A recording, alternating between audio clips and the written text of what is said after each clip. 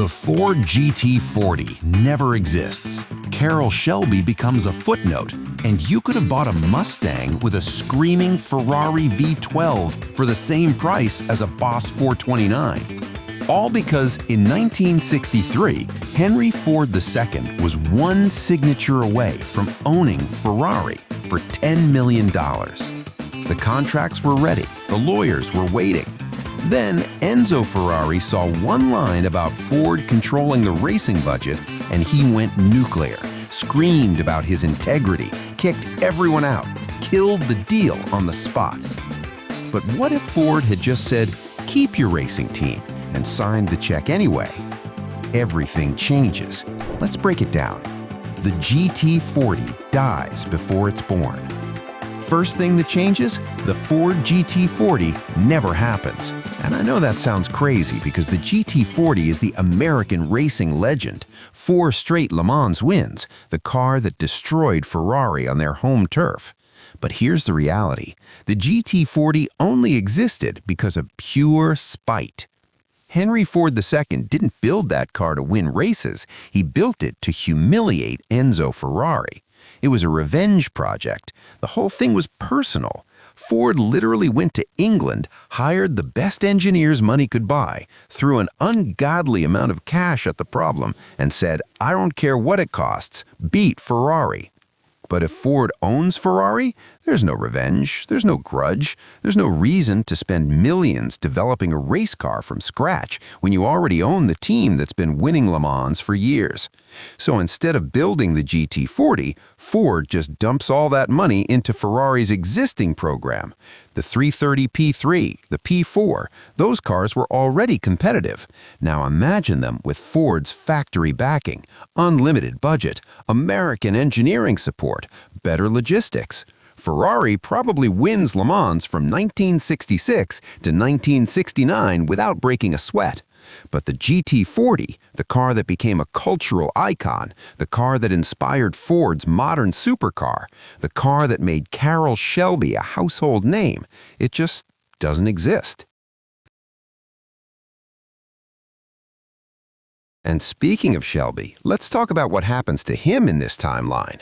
In our reality, Shelby's a legend, the guy who took the GT40 program and turned it into a Le Mans winning machine, the guy who built the Cobra, the GT350, the GT500.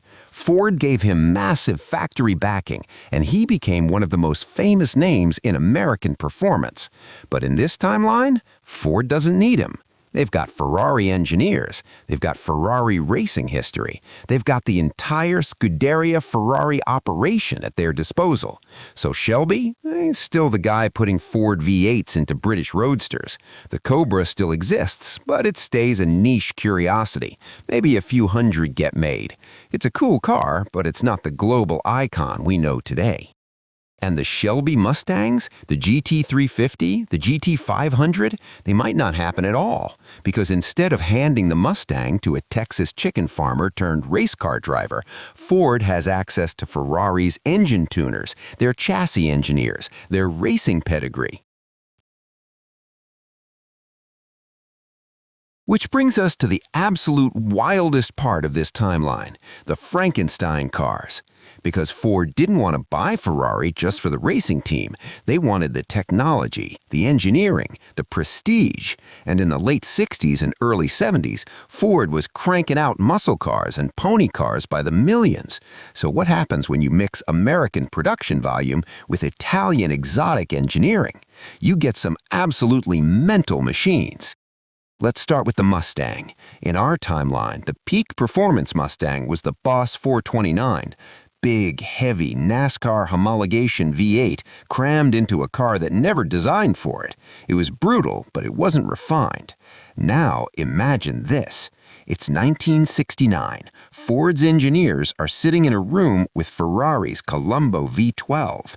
That's the engine that powered the 250 GTO, the Daytona, some of the most beautiful cars ever made. High-revving, screaming, exotic. And some madman at Ford says, what if we put that in a Mustang? So you get the Mustang Milano, a fastback with a Ferrari V12 under the hood. It doesn't make the Boss 429's torque, but it revs to 8,000 RPM. It sounds like a Formula One car. It's got Italian tuning and American attitude. And because it's built in Dearborn, it costs half what a real Ferrari costs. You know what this reminds me of? Tokyo Drift. Remember when Sean puts that Sylvia engine in the Mustang? Everyone thought he was crazy, putting a Japanese engine in an American muscle car, but it worked. It made the car competitive in a way it never could have been stock. That's basically what Ford would have done here, except it's factory-backed. Instead of some kid in a garage doing an engine swap, it's Ford engineers in Dearborn saying, yeah, let's put the Ferrari V12 in there. It's the same spirit, taking the best of both worlds, but with unlimited budget and factory support. That car would have been insane, but it doesn't stop there. Ford's also trying to compete in the compact market. The Pinto and the Maverick are coming.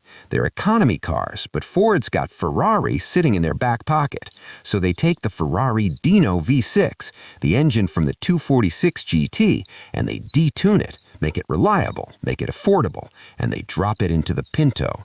Suddenly, you've got a $3,000 economy car with a Ferrari engine. It's not fast by supercar standards, but it's got that exotic sound, that revvy character. It's the most interesting compact car in America. And then there's the Corvette killer. In our timeline, Ford partnered with De Tomaso to import the Pantera, mid-engined Italian exotic with a Ford V8. It was supposed to compete with the Corvette, but it was a disaster. Quality issues, overheating, electrical gremlins. But in this timeline, Ford doesn't need De Tomaso. They've got Ferrari. So instead of the Pantera, they import the Ferrari 308, the car that would later become famous on Magnum PI. Except Ford badges it as a Lincoln Mercury product, builds it in higher volume, and sells it for $15,000 instead of $30,000. The Corvette doesn't stand a chance. Now, let's fast forward, because this doesn't just affect the 60s and 70s, this changes everything. The 1980s roll around, Chrysler's on the verge of bankruptcy. Lee Iacocca, who is Ford's president during the Ferrari deal, gets brought in to save the company. And in our timeline, Iacocca brings in European influence eventually, but it takes years. In this timeline, he's already seen what happens when you mix American production with Italian engineering. So maybe Chrysler's turnaround happens faster. Maybe they partner with Maserati earlier. Maybe the Dodge Viper gets Italian chassis tuning from day one. And then there's the 2008 financial crisis. Ford's bleeding money. They're selling off brands to survive. Aston Martin, gone. Jaguar, gone. Land Rover, gone. So what happens to Ferrari? Maybe Ford holds on to it. Maybe Ferrari is the one brand that's still profitable, still prestigious, still worth keeping. Or maybe they sell it off, and it ends up where it is today, independent, publicly traded, still building supercars. But either way, the Ferrari we know today is completely different, because 60 years of Ford ownership means different models, different engines, different racing history. Now here's the thing that gets me about this whole scenario. We'd live in a world where the Ford GT40 is a trivia answer instead of a legend, where Carroll Shelby is a footnote, where you could have walked into a Lincoln Mercury dealer in 1975 and bought a Ferrari for the price of a loaded Thunderbird. And honestly, I don't know if that's better or worse, because yeah, we lose the GT40, we lose the Shelby mystique, but we gain this whole alternate timeline of hybrid muscle exotic machines that could have been genuinely incredible. So what do you think? Would you trade the GT40 for a Ferrari-powered Mustang? Would you want to live in a world where Shelby stayed small, but Ford sold affordable mid-engine exotics? Let me know in the comments, because this is the kind of rabbit hole I can't stop thinking about.